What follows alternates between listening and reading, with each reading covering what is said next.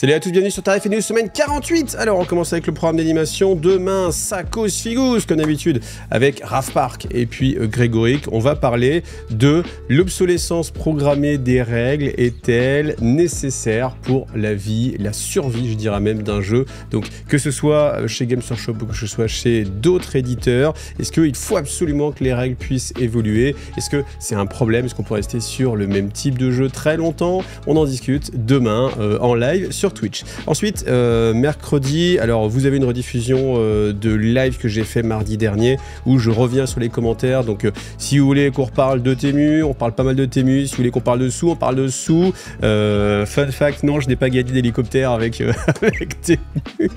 Et puis voilà, donc ça c'était le Iggy Comeback redispo sur Tipeee.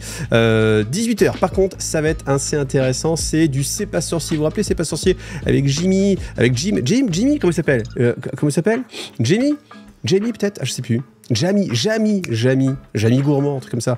Donc du coup, si vous vous posez la question de comment sont construits les tapis néoprène, les zones d'objectif exactement, eh bien vous allez avoir toutes les réponses avec cette vidéo qui sortira mercredi à 18h. D'ailleurs, vous l'avez peut-être pas vu, mais en fait, je suis en train de passer mes vidéos que je sortais toujours le mardi à 18h, plutôt le mercredi à 18h pour décaler, pour être un peu loin du live sur Twitch le mardi soir.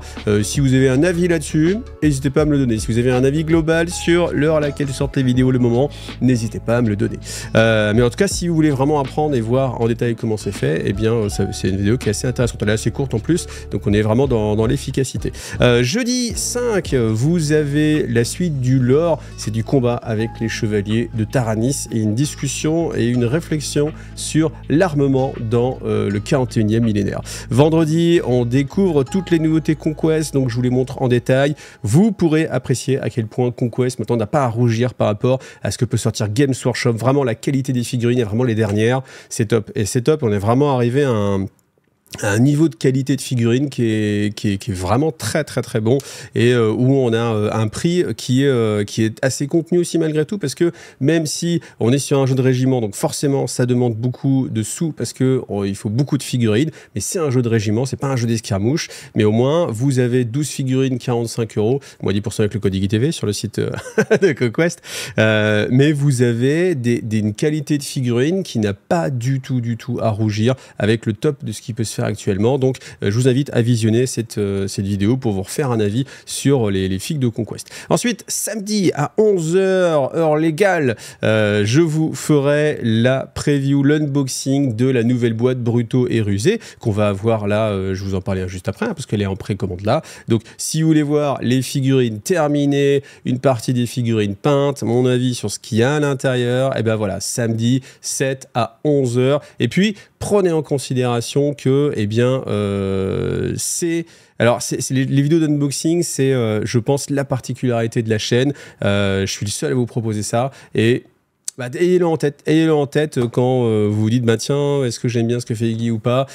Pensez que, voilà, c'est quelque chose que je vous propose. Et pour l'instant, alors peut-être après il y aura de plus en plus de chaînes qui font des unboxings, mais ça n'a pas l'air d'être le cas maintenant. Mais en tout cas, en France, eh bien voilà, ce que je peux vous proposer, avec en plus les figurines très souvent peintes par Maxime de Colonel Studio, c'est quand même une vraie aide à la décision. Et je voulais mettre un appui dessus parce que je trouve souvent que c'est sous-estimé en fait dans le travail que je peux fournir tout simplement. Et j'avais besoin de le remettre en avant. Voilà, en disant quand même, il n'y a pas grand monde qui vous propose le moment de la précommande. On peut pas plus tôt. Samedi 11h, c'est Games Workshop qui impose cet horaire-là. C'est le moment de la précommande, donc on peut pas plus tôt. Vous avez quand même la présentation, cette aide à la décision, voir ce qu'il y a à l'intérieur. Et pensez-y quand vous dites est-ce que c'est utile ou pas de soutenir IGTV. Pensez à toute cette aide à la décision que vous avez pu avoir quand je vous ai dit ça c'est bien, ça c'est pas bien, et que vous pensiez le contraire, et que du coup ça vous a aidé à décider malgré tout. Enfin, vous voyez, c'est ce que je veux dire, c'est que ça vous donne votre propre idée et vous pouvez au moins voir un peu dans le détail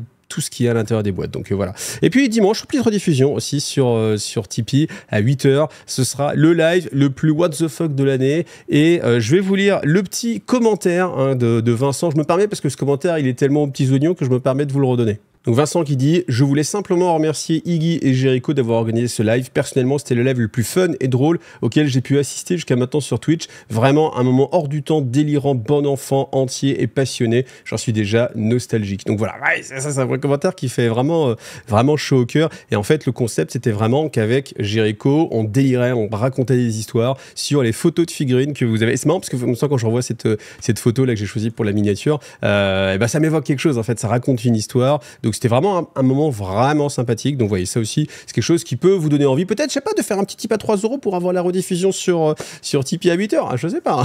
Ouais, le mec, il gratte, il gratte, il gratte. Alors, je vous ai dit justement, on allait parler de Kill Team, donc Brutal and Cunning, à savoir brutaux et rusés. Donc, c'est une boîte qui va coûter 110 €. 110 €. Au final, c'est quand même pas mal. C'est quand même pas mal parce que d'autant... alors, je vais vous dire que ce qu'on voit avec l'image ici, hein, bien sûr, tout ce qui est contenu du livre, etc., ou autre avis, vous l'aurez samedi à 11 h dans la vidéo dédiée. Mais en tout cas, là, vous avez 2 Kill Team et surtout 2 paquets de cartes. Les paquets de cartes, bien sûr, des Kill Team. Un livre en plus, avec des choses à l'intérieur, mais vous devez vous douter un peu de ce qu'il y a à l'intérieur. La planche de pion, très sympa, la planche de pion, très sympa. Et des accessoires, des terrains de jeu en plastique rigide, hein, pour ceux qui n'aimaient pas ce qu'on a eu dans la boîte starter avec des décors en MDF. D'ailleurs, je suis presque même étonné qu'ils ne sortent pas les décors en MDF là séparément. Ce sera peut-être dans la prochaine vague Kill Team, peut-être, mais j'aimerais bien qu'ils le sortent séparément pour voir ne serait-ce que le prix. Mais en tout cas, tout ça pour 110 €, c'est assez intéressant, je trouve, parce que les Kill Team seuls, alors vous allez voir, il y a plein de Kill Team qui vont sortir. Il y a une 12 ou 15 Kill Team qui sortent séparément. À chaque fois, le prix est aux alentours de 55 €. Donc, si on imagine que ce sera aussi le cas quand ces Kill Teams seront vendus séparément, donc 55 plus 55, ça fait 110. 110, c'est le prix, pardon, de cette boîte de Kill Team, tout en sachant bien sûr que je vous rappelle que vous pouvez l'avoir à moins 20%, moins 20%, hein, non pas 10 madame, pas 15 madame, pas 17, pas 18, mais 20% moins cher sur le site de My Hobby Place. N'hésitez pas hein, à aller dessus avec le lien toujours Iggy TV, hein, parce que ça aussi ça me permet de continuer. Et donc là du coup, si on fait 55 plus 55, on est à 110, c'est-à-dire que vous avez d'offert les cartes. Et les cartes, un paquet seul de cartes, ça coûte 24 €. Là, tous les paquets de cartes que vous allez avoir qui sont ici sont à 24 €, ce qui veut dire que là, vous avez 24 x 2, presque 48 € d'offert, plus un bouquin. Les bouquins seuls, ça vaut au moins dans les 30 balles, un truc comme ça, 25 peut-être minimum. Donc 3 x 25, on va arrondir, plus le set de décors. Et quand on sait que Games Workshop vend ses décors avec un prix qui est quand même assez élevé, on a presque 100 € d'offert dans la boîte, parce que je pense que si ça, ils le vendaient seul, ils le vendraient beaucoup plus que 25 €. Je pense que ça coûterait au moins dans les 50 €. Donc, bien évidemment, vous achetez un setup, donc vous avez tout ensemble, mais cette boîte, elle me paraît quand même vraiment super intéressante. En plus, les Kill Team qui sont à l'intérieur, qu'est-ce qu'on a? On a les orques casse-tank, qui vont sans doute, bien sûr, évidemment, être utilisables aussi dans Warhammer 40 000. Qui sont déjà même utilisables dans Warhammer 40 000, mais peut-être que, je sais pas, il y aura un set de règles en plus, avec plein de petits trucs en plus. Pareil, on a les Ratling, alors est-ce qu'on aura plus de précision ou pas, je ne sais pas, mais en tout cas, vous avez deux bandes qui sont quand même assez sympathiques, assez typées dans leur façon de jouer. Ça c'est pareil, vous le verrez en détail dans la vidéo que je fais samedi.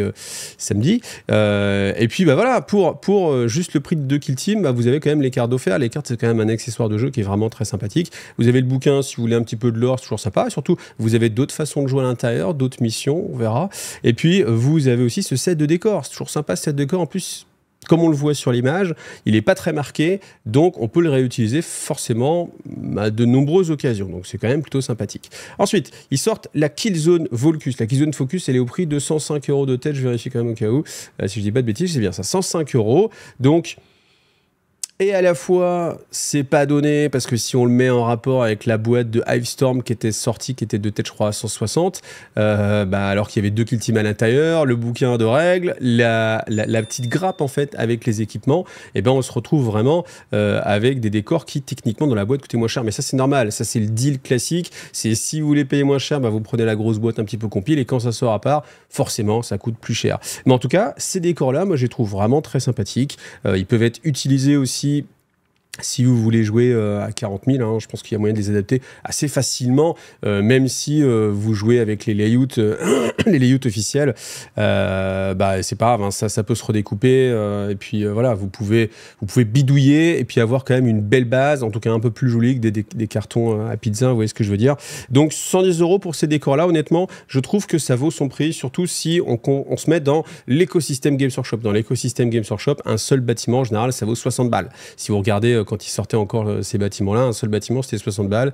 Donc là, vous avez 2 beaux bâtiments, après 2 moyens bâtiments, des petites ruines en plus, mais mine de rien, c'est quand même là. Le tapis, bon, le tapis après, tapis en carton, c'est un petit peu anecdotique, mais pourquoi pas, hein, si vous voulez jouer à Kill Team, c'est un bon set. Et après, c'est aussi un set qui est extrêmement important, parce que la plupart des missions se font avec ce set-là. Et dans Kill Team, c'est ultra important d'avoir un accord avec l'adversaire extrêmement précis sur comment gérer les décors, parce que c'est un jeu qui demande vraiment de se mettre d'accord avec l'adversaire, parce que sinon on a vite fait de dire ah bah si, bah là c'était Kill Team, ah bah on n'a pas convenu avant, ah bah oui mais ça change tout, sinon je t'aurais pas tiré dessus, etc. Et vous pouvez perdre du temps à vous prendre la tête. Et Kill Team, c'est un jeu qui malheureusement, si vous n'êtes pas extrêmement d'accord, extrêmement raccord sur les décors, ça peut être problématique. Et là on a ces missions de Kill Team qui sont avec justement ce type de décor, donc si vous les avez pas, je pense que c'est vraiment un achat qui me paraît très raisonné. Si vous jouez avec une autre personne, peut-être vous pouvez faire 50-50. Enfin, si vous les achetez sur MyPlace, vous payez encore moins de 100 €. Ça fait genre 80, un peu plus de 80 €. Vous le divisez par 2, 45 € chacun. Vous voyez, on est sur quelque chose quand même qui peut se faire et qui est très important, parce que visuellement, le plaisir qu'on a à jouer sur une table très chargée comme ça, où les décors sont vraiment importants, c'est quelque chose de négatif, parce que ça demande à être pointu, précis. Et alors après, peu importe, si vous êtes 2 personnes qui jouent et qui sont en mode détendu, on se prend pas la tête, entre guillemets, enfin, vous voyez ce que je veux dire, ça peut ne même pas être un problème. Par contre, visuellement, c'est clair, quand vous jouez dans ces décors-là, on peut se pencher à travers les yeux pour regarder à travers comme si on était la figurine, et être très immergé dans ce décor-là. Bientôt, je vous présenterai aussi un tapis et les fonds de chez Torek, mais là, j'ai pas reçu encore le fond qui va bien. Donc, dès que ce sera là, je pourrai vous les montrer, et vous verrez que ça rajoute encore à l'immersion. Alors, ensuite, vous allez avoir les Kill Team qui sortent et les packs de cartes à côté. C'est joli. Je pense que là, on a vraiment énormément de Kill Team qui sont disponibles. Kill Team, c'est vraiment un jeu aux petits oignons, parce que le jeu est bon, je l'ai dit, le jeu est difficile d'accès, je trouve, mais une fois que vous avez franchi cette porte, bah après, c'est plus un problème. Donc ça, c'est très bien, parce qu'il y a des jeux où il y a un problème récurrent, en fait, à chaque partie, quoi qu'il arrive. Là, Kill Team, c'est vraiment, une fois qu'on a compris, après, ça va super bien. Donc vous pouvez même, je sais pas s'il y a des gens qui veulent se faire la collection complète de toutes les Kill Team, mais avec les boîtes, en plus, ça peut être assez joli. Donc là, la plupart des boîtes, ça va tout le temps être le même prix, c'est 55 €. Donc là, les V-Speed, 55 €. Les paquets de cartes, ça va toujours être 24, donc je vais pas vous le rappeler à chaque fois. Donc les Tempestus, 55 €. Les Novitates, 55 €. Les Brécheurs, ça c'est sympa aussi. Vous voyez, typiquement, c'est des figurines, on peut pas en faire une armée à Warhammer 40 000, on peut pas les jouer. Par contre, on a envie de les jouer parce que ça raconte une histoire. Et là, Kill Team, c'est parfait pour pouvoir les jouer. Vous n'avez pas besoin de quantité de figurines. Donc là, 55 €. Alors, le Cryptek Circle, le Hierotech, ça coûte 60 €, c'est un petit peu plus cher, mais en même temps on voit qu'on a plusieurs types de grappes à l'intérieur, donc c'est un petit peu cohérent que ça coûte un peu plus cher. Donc les Huskin Salvagor, on est sur du 55 €. La main de l'Archonte, là on est que sur 45 €, donc quand même 10 € de moins que les autres boîtes. C'est étonnant en fait, c'est étonnant, parce que je pense que c'est... Enfin, voilà, après bien sûr il faut que ce soit raccord avec les sorties des Cabalites, tout ça, mais bon voilà. Ensuite, les Ravagers, eux, c'est 55 €. Ensuite, là aussi, 55 € pour les Croûtes, 55 € pour la DevCorp. Voilà, ça va être une boîte qui va surtout bien se vendre, hein, parce que bah, forcément, avec tout ce qu'on a vu sur la DevCorp qui va sortir, je pense que c'est une boîte qui va bien se vendre.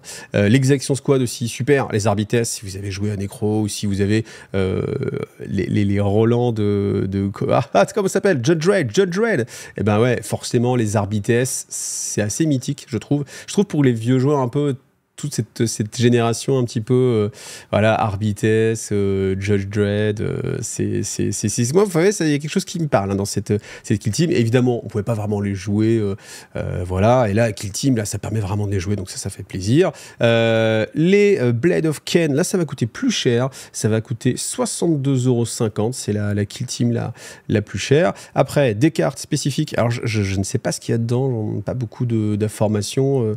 Moi, j'attends toujours la Kill Team où on pourra jouer tous les personnages de Space Marine 2, le jeu vidéo, mais je ne suis pas sûr que ce soit là. En tout cas, ils le mettent pas en avant, ce serait quand même bête de pas le mettre en avant si c'est sorti pour ça. Donc, quand je pourrai, je vous dirai ce qu'il y a à l'intérieur. 24 € aussi, les Plague Marines, 24 € aussi. Vous notez que c'est plutôt, bien sûr, ce qui est en rapport avec la boîte de starter, qui est sortie très récemment. Donc là, il faut repasser à la caisse et rajouter 24 et 24. Donc, vous voyez, c'est ce que je vous disais quand il y avait les starters qui étaient sortis, c'est qu'il faut penser à rajouter peut-être des cartes. Alors, notez bien que tout ça, c'est disponible en téléchargement gratuitement chez Games Workshop. Donc, bien sûr, vous n'avez pas les cartes physiques, mais vous pouvez aussi très bien vous les imprimer. Donc ça, c'est un très bon point pour Games Workshop. Le fait de proposer énormément de bandes disponibles gratuitement comme ça. Il y en a combien? Il y en a 4 par 1, 2, 3, 4, 5, 6, 7, 8, 40, 41... Il y a de quoi faire. Il y a de quoi faire. Le jeu est bien complet. Donc vraiment, Kill Team, c'est un jeu. Réfléchissez-y si vous avez envie de vous lancer dans quelque chose qui change un petit peu. Si vous aimez l'univers de Warhammer 40 000, que vous n'avez pas envie de vous faire une nouvelle armée ou de jouer en mode WTC, les Youth, etc. Kill Team, c'est vraiment, ça se pose là et c'est pas mal. Ensuite, Demetrian Titus, donc le personnage justement de Space Marine 2, qui sera disponible uniquement en magasin Games Workshop. Donc je peux vous donner le prix. Vous pouvez imaginer que ce sera sous les 35 €, j'imagine. Ensuite, des nouveautés pour les jeux impérialistes. Et ce qui est bien pour les jeux impérialistes, c'est que tout coûte 41 €. Tout coûte toujours 41 € à chaque fois que c'est du Légion impérialiste. Et c'est pour vous dire, c'est toujours, moi, je suis dans la compréhension la plus totale à chaque fois que je vois que sur Légion impérialiste, que vous ayez 4 gros robots, 6 petits robots plus 8 socles d'infanterie, ou alors 8 socles de robots médium, ça coûte toujours 41 €. Alors que quand on nous sort des persos Space Marine, on va avoir du 30, du 31,50, du 32,25 et du 34 €. Et j'avoue que c'est toujours... Je comprends pas cette logique d'être aussi précis sur les prix de 40K ou d'AOS et que sur du Légion Impérialiste, c'est 41 pour tout le monde. Et pourquoi pas 38, 59? Enfin, j'exagère, mais c'est vrai qu'en fait c'est... L'un dans l'autre, il n'y a pas de mieux ou de moins bien, en fait. Il n'y a pas de mieux ou de moins bien. Mais c'est vraiment, je me pose la question de pourquoi il y a une uniformité sur les jeux tiers, les jeux un petit peu second couteau de chez Games Workshop, et que sur 40K et AOS, ils nous fassent des petites différences comme ça de 1 € par-ci par-là. Voilà, comme je vous dis, c'est pas il y en a un qui est mieux ou moins bien, c'est que je me pose vraiment cette question. En tout cas, là, on a les figurines du Dark Mechanicum. Vous avez les règles qui sont déjà sorties. Je ne sais pas si c'est déjà sorti, mais en tout cas, le bouquin a été commandé. Si, il est déjà sorti. Ça fait un petit moment. Donc, vous avez les règles qui sont à l'intérieur. Et bien sûr, vous jouez avec les figurines du Mechanicum. Vous les mixez avec les entités un petit peu spécifiques. Et là, on a des engins tueurs de titans avec leurs armes anti-boucliers. Donc, voilà, ça a l'air assez sympathique. En tout cas, c'est bien parce que ça nous donne le look du futur Dark Mechanicum, sans doute, qui pourrait sortir. Et on est vraiment dans cette orientation-là, parce que vous verrez aussi tout à l'heure qu'on va avoir une figurine de Necromunda qui est aussi du Dark Mechanicum. Donc c'est sympa d'avoir comme ça la visu de cette future armée qui va sans doute bientôt sortir. C'est pas comme si on avait Vashtor qui attendait un petit peu d'avoir ses potes. Eh oui, Vashtor, rappelez-vous Vashtor, on entend un peu moins parler, mais il est là. Il attend de venir avec ses cohortes. Et puis après, pour le Mechanicum pur, Thanatar, Siège Automata, sachant que je pense qu'on peut peut-être aussi les jouer en Dark Mechanicum. Tout à fait. On peut bien sûr aussi l'utiliser dans les deux. Ensuite, vous avez des tuiles. Vous savez, ils avaient sorti des tuiles plastiques. Là, c'est la même chose, tuiles plastiques compatibles. Vous en avez que 2, alors je ne sais pas encore le prix, on verra ça. Notez que c'est exactement la même tuile, ne faites pas avoir parce qu'elle est prise en photo avec un angle un petit peu différent. C'est exactement la même, à tel point que ces deux-là, c'est même la même qu'ils ont photographiée de l'autre côté, quand on regarde dans le détail. Et puis mais c'est bien quand même qu'il y ait des terrains. Après, je me rappelle que j'avais été tenté, puis j'avais trouvé que c'était quand même un petit peu cher avec tout ce qu'il fallait mettre, que c'était pas des plus rentables. Alors vous savez, sur IGTV, j'aime bien vous faire des sondages. Moi, c'est vraiment la partie de l'émission que j'aime bien parce que c'est vraiment celle qui est en rapport avec vous. Donc, on n'est pas juste spectateur des prix de Games Workshop, mais on participe et on se donne notre avis sur même autre chose que des Games Workshop. Et là, du coup, c'était le cas. Vous êtes figuriste et aussi rôliste, oui ou non? Oui à 56%. Mazette, sérieusement, C'est vrai ça? 56%, plus d'un joueur sur deux qui a voté. Alors, c'est toujours le truc, c'est qui a voté. Vous voyez, peut-être qu'en effet, les rôlistes, ils voulaient mettre en avant qu'ils étaient là. Donc, ça veut dire que peut-être 100% des rôlistes, 90% des rôlistes ont voté, alors que on a peut-être que 40% des joueurs pure figurines qui ont pris la peine de dire que non, ils jouaient pas au jeu de rôle. Donc forcément, il y a toujours un petit biais cognitif là-dedans, mais quand même, je m'attendais pas à ce qu'on ait une majeure partie de gens qui sont aussi rôlistes. Alors après, dans les commentaires, ce qui est assez amusant, c'est que, enfin, on retrouve un petit peu, toujours un peu les mêmes commentaires avec « j'aimais bien jouer au jeu de rôle, mais j'ai pas le temps » ou la figurine a pris le pas » ou alors il y a un petit peu tout, hein, on trouve. Alors ce qu'on trouve vraiment majoritairement, c'est « j'ai plus le temps de jouer au jeu de rôle ». C'est compliqué aussi de retrouver en fait des moments pour se mettre à plusieurs. C'est vrai que quand vous faites un jeu de rôle, souvent ce qui compte c'est de se voir quand même, de partager un moment, et quand on est deux déjà ça peut être compliqué, et quand vous avez une équipe à 4 par exemple, 3 personnes ou même plus, hein, à 5, 4 joueurs, un maître du jeu, c'est vrai qu'on a vite tendance à pas pouvoir. Enfin vous voyez, hey Antoine, on va courir tous les mardis. Eh ben, je pense qu'on doit être un taux de 60% parce que je peux pas ce mardi-là. Ah bah là, le jeu il peut pas, moi je peux pas, lui il peut pas, moi je peux pas, là il peut pas. Et en fait, on est que 2 et déjà c'est hyper compliqué de se mettre d'accord. Donc raccord à 5. Faut vraiment que ce soit sacré dans le marbre et avec le taux de WAF maximum prévu aux petits oignons.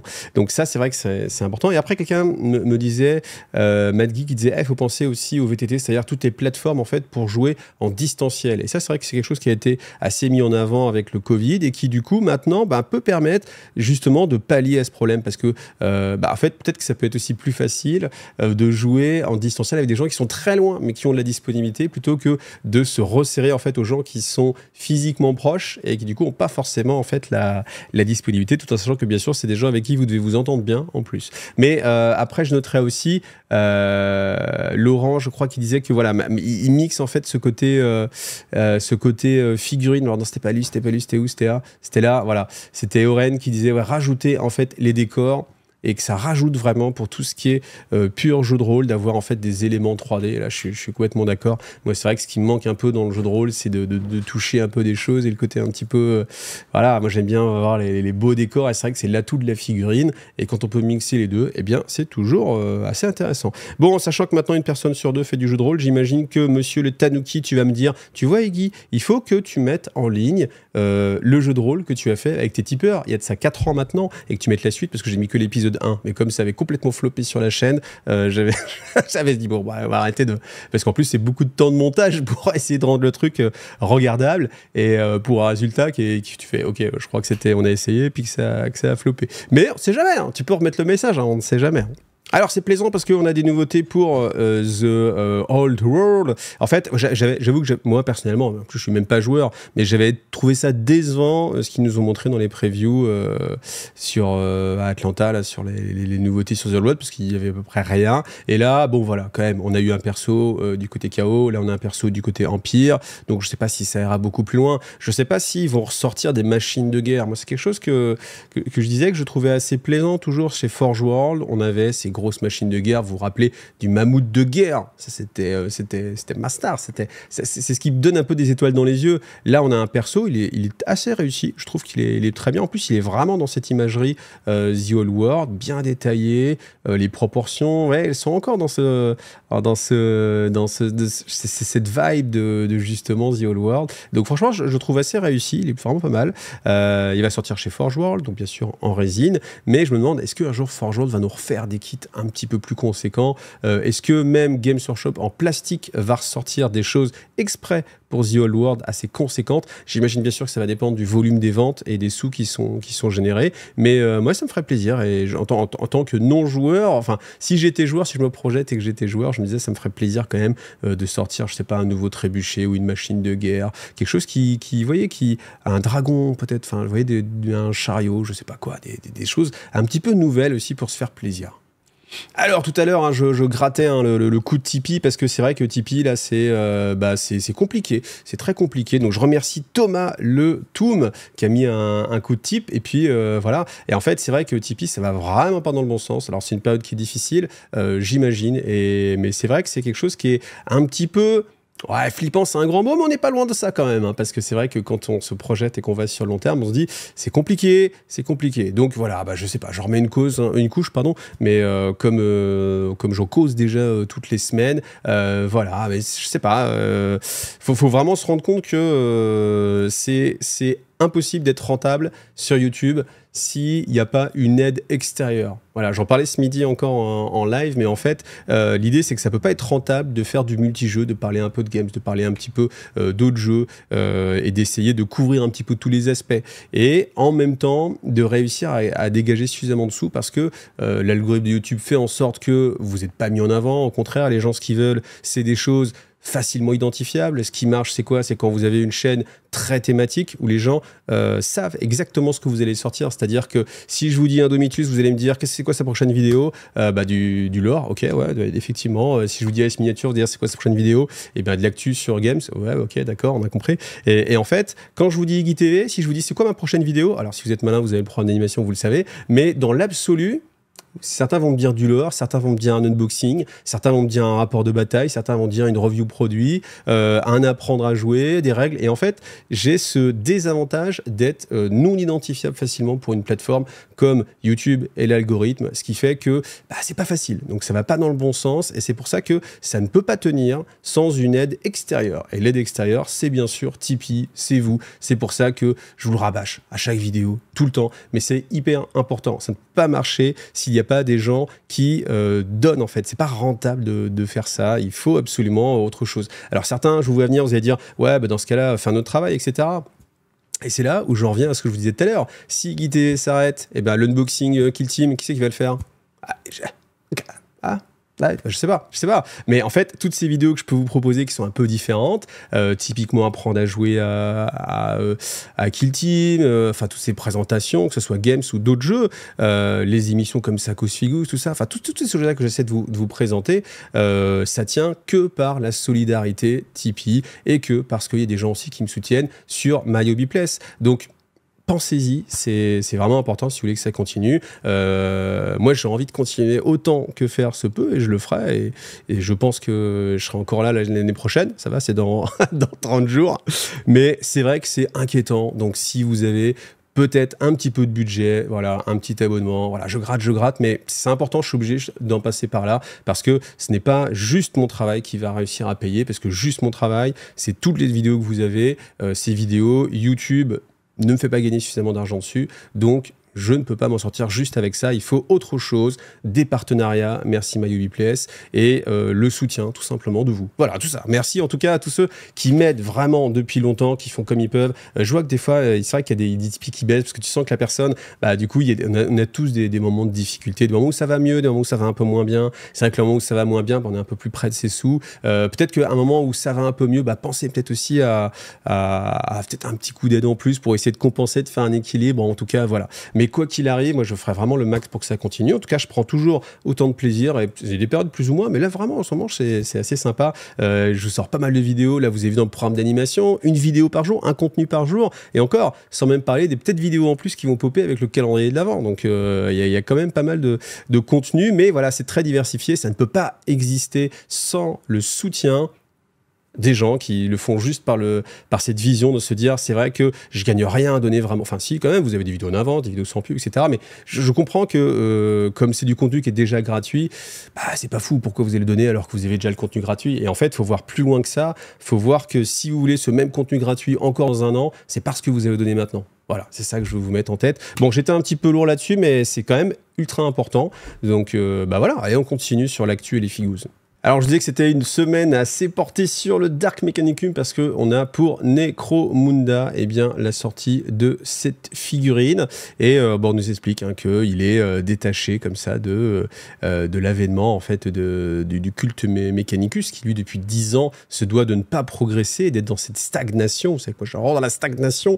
Voilà, le Mechanicum, Mechanicus c'est la stagnation alors que le Dark Mechanicum lui au contraire suivent les vraies voies de l'Omnimécie. Eux ils ont raison parce que eux ils sont dans la découverte, la recherche de nouveautés et la progression. Alors ce qui est un petit peu dommage pour cette figurine, c'est que on voit qu'il a un gars dans le dos qu'il porte un petit peu comme ça avec son graviton, Et en fait, on voit pas très bien en fait comment. Il n'y a pas d'illustration en plus pour une fois, mais j'aurais bien aimé une image de dos pour qu'on voit un peu plus, qu'on apprécie un peu plus comment la figurine est derrière, parce que du coup c'est assez amusant. Enfin, c'est assez sympathique en fait d'avoir comme ça ce petit gars qui est porté. Ça nous rappellera certains films, un gros clin d'œil.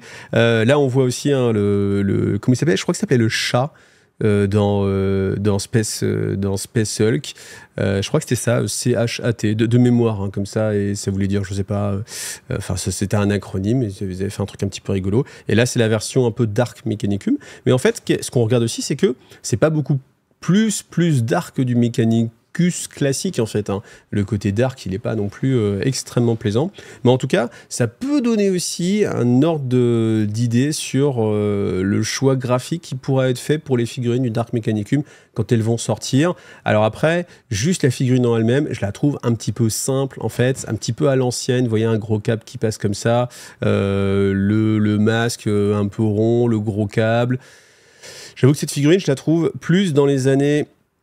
Ah, on peut aller jusqu'à 2000, hein, plus dans les années 2000 que les années 2020 en termes de choses incroyables qu'on nous propose. Donc, je sais pas, dites-moi en commentaire si ce que vous en pensez, si vous n'avez pas l'impression que cette figurine, elle vient d'il y a 15 ans, 20 ans, ou est-ce qu'au contraire, non, elle est totalement en accord avec la ligne éditoriale de Games Workshop maintenant. Bon, vous avez les règles ici, mais ça, je vous laisse regarder, hein, toujours comme d'habitude. Puis on passe à la suite. Alors, je parlais ce midi en live de les critères qui sont importants pour choisir un jeu. Et on va refaire un petit sondage comme ça pour remettre une petite dose, donc j'essaie d'être le plus explicite possible. Le critère le plus important pour un jeu, qu'est-ce que c'est ? Un bon système de règles. C'est-à-dire que vous y jouez parce que les règles sont aux petits oignons, elles sont simulationnistes ou narratives, peu importe, mais en tout cas la mécanique est bien huilée. C'est un bon jeu dans ce sens-là. Ou alors, est-ce que c'est parce qu'il y a une communauté ? C'est-à-dire que vos potes y jouent, vous savez que quand vous allez changer de vie, déménager, vous allez toujours avoir des gens avec qui jouer à ce jeu, donc c'est vraiment la communauté qui fait partie intégrante du jeu, même si le jeu n'est pas forcément fifou, qui soit esthétique, c'est-à-dire que vraiment les figurines sont magnifiques. On va parler des jeux de figurines, hein, bien sûr. Les figurines sont magnifiques, elles sont incroyables, ou peut-être même elles sont articulées, je ne sais pas, mais vraiment c'est ça qui vous fait rêver. Ou alors le prix, c'est-à-dire que c'est vraiment, vous choisissez parce que ce jeu il est pas cher et vous avez envie de jouer à un jeu de figurines. Maintenant, vous n'avez pas le budget pour certains jeux, donc du coup, vous allez choisir le prix. Alors bien sûr, j'imagine que c'est un subtil équilibre de tout ça. Vous allez aussi me dire qu'il y a d'autres éléments, mais je vous rappelle que sur YouTube, je ne peux proposer que 4 réponses. C'est un peu dommage. C'est un peu dommage, mais je ne proposais que 4 réponses possibles. Donc voilà, les 4 qui me paraissaient le plus important et le plus éclaté, hein, en termes un peu de possibilités. Puis comme d'habitude, n'hésitez pas à mettre les commentaires, comme ça on les relit ensemble la semaine prochaine. Et puis ça permet comme ça de ressortir, hein, comme ça, et puis d'en discuter pendant les lives, de passer un bon live. D'ailleurs, je remercie vraiment de ceux qui étaient en live avec moi ce midi, parce qu'on a vraiment passé un super... Enfin, moi, j'ai passé un très bon moment à discuter avec vous, et c'était vraiment très sympathique. Et puis si vous n'étiez pas là, je vous rappelle que sur Tipeee, vous avez les rediffusions des live. Alors, vous le savez, il y a le Grotmas Calendar, donc tous les jours, vous allez avoir un nouveau détachement pour Warhammer 40 000. On va avoir une surprise pour Noël, on va aussi, à un moment donné, on va revoir le rééquilibrage des points. En tout cas, voilà, ça peut vous permettre de jouer comme ça, de redynamiser un peu vos factions. Hier, c'était sur la DevGuard. D'ailleurs, je vous ai proposé une vidéo, donc n'hésitez pas à aller la voir parce qu'elle est faite en collaboration avec Léo, que vous avez peut-être vu sur le rapport de bataille que j'ai fait. Donc, ce n'est pas moi qui commente les règles, étant donné que j'ai pas le recul pour vous dire oui, cet artefact-là, cet équipement-là, il est bien, ce stratagème, oui, avec tel équipement, etc. etc. Donc du coup, voilà, je vais le traiter, je vais essayer de le traiter tous les jours. Si j'ai quelqu'un qui m'aide pour le faire, voilà, si c'est une armée que je maîtrise assez, je vais le faire moi-même. Là, les Dark Angel, typiquement, je ne les joue pas. Je ne joue pas souvent contre. Donc, mon avis ne me semble pas assez pertinent pour en faire une vidéo dédiée. Par contre, si vous avez envie de m'aider, si vous avez envie de passer sur la chaîne, si vous avez envie de fournir un petit peu votre savoir incommensurable à la sphère francophone d'Internet, eh bien, n'hésitez pas, vous me contactez sur Discord. En fait, ce qui est assez sympathique, c'est qu'à chaque fois, on a une petite une petite visu sur ce qui va y avoir. Donc voilà, si vous voyez que le prochain c'est votre faction, bah voilà, n'hésitez pas à me contacter, préférentiellement via Discord. Vous avez le lien Discord d'IGTV qui est toujours dans la description des vidéos. Et puis comme ça, on essaie. Alors bien sûr, il faut être disponible là, parce qu'il faut essayer d'organiser. Ça peut être assez rapide, hein, ça peut être 10, 15, 20 minutes. C'est difficile de faire moins, le temps de se dire bonjour et un peu de connaissances aussi. Mais voilà, d'enregistrer la vidéo. Puis comme ça, après moi, je peux vous sortir une vidéo à chaque fois sur les différents détachements. Et si jamais, comme là c'est le cas pour les Dark Angel, j'ai personne pour m'aider et que je ne suis pas capable de le faire, eh bien je ne le fais pas. Donc je vous dis simplement, allez le télécharger, faites-vous plaisir. Et puis comme ça peut vous dynamiser aussi votre codex, hein, surtout pour tous ceux qui ont encore qu'un seul index et qui n'ont pas de codex. Je pense que c'est un beau cadeau. En plus, on l'a vu avec Léo sur enfin je vais dire la semaine dernière, mais c'était la semaine dernière, mais en effet, mais sur le premier qui est sorti, ça a l'air assez équilibré, assez intéressant, pas ultra cheaté, donc quelque chose de bien balancé qui peut proposer vraiment de sortir son épingle du jeu. Donc c'est des bonnes règles, c'est pas juste des règles pour faire juste on vous a offert un truc. Ça a l'air vraiment très très bien réfléchi. Donc voilà, n'hésitez pas à regarder ça. Et puis encore une fois, si vous voulez donner un petit coup de main, eh bien je suis preneur. Voilà, on est arrivé au bout, un petit dose encore, hein. Vous voyez, vous avez le programme d'animation, je vous fais un contenu par jour, si ce n'est pas 2 contenus par jour, quand il y a en plus des petites vidéos qui tombent par là. Si vraiment ça vous intéresse, la fabrication des tapis néoprène, vous saurez vraiment tout dans les détails mercredi à 18 h. Le lore toujours sur la chaîne secondaire, le jeudi, ça cause figouze, si vous voulez participer et puis avoir l'avis de différentes personnes, hein, parce qu'il y aura encore une fois Grégory Craftpark comme d'habitude, et puis moi-même évidemment, on est tous les 3 à chaque fois. Voilà, samedi, l'unboxing, hein, si c'est de boîtes brutaux rusées, vous dites ouais, est-ce que ça vaut, j'aimerais bien voir les figurines plus en détail, j'aimerais bien voir les décors, qu'est-ce qu'il y a à l'intérieur du bouquin, etc. Bah, vous aurez toutes ces réponses dans cette vidéo. Et puis si vous voulez sortir un peu de la Sphere Games Workshop, et bien vous aurez la vidéo Conquest vendredi dernier. Je pense qu'il y avait Légion le Mag, ça aussi c'est un magazine d'actualité sur tout ce qui sort en dehors un peu de Games Workshop. Alors bien sûr on couvre pas tous les jeux de figurines, mais il y en a quand même une très bonne partie. Et si vous voulez avoir c'est pareil, une autre vision un petit peu plus voilà, donc après bien sûr peut-être vous n'avez pas du tout envie, mais ça peut être intéressant, laissez-vous tenter, on ne sait jamais, parce que comme je le dis à chaque fois, on n'est jamais à l'abri que le jeu auquel vous allez le plus jouer et le jeu qui va le plus vous marquer dans votre vie, vous ne l'ayez pas encore découvert. Pensez-y. Et puis bien sûr la dernière chose, c'est merci à tous ceux qui m'aident sur Tipeee via MyNewBePlay. C'est vraiment les 2 choses qui font que la chaîne peut continuer comme ça, et j'espère que ça continuera encore pendant très longtemps.